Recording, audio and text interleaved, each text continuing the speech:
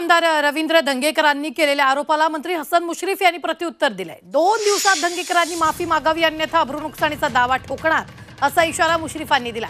वैद्यकीय मंत्री हसन मुश्रीफांच्या आशीर्वादानेच हे सुरू असल्याचा आरोप आमदार रवींद्र धंगेकरांनी केला होता। दरम्यान हसन मुश्रीफांच्या राजीनाम्याच्या मागणीवर धंगेकर ठाम आहेत।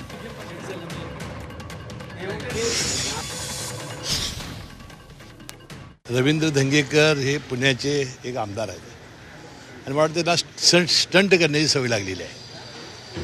त्यांनी कदाचित माझी माहिती घेतली नसावी। मी आत्ताच मुलाखत दिली आणि सांगितलं की 2 दिवसाच्या आत तुम्ही माफी मागा, मी बदनामीचा दावा दाखल करेन जर माफी मागितली नाही तर। माझे मोबाईल आणि त्या दोन्ही डॉक्टरी मोबाईल तात्काळ पोलिसांनी घ्यावेत आणि CDR तपासून माहिती त्याला द्यावी।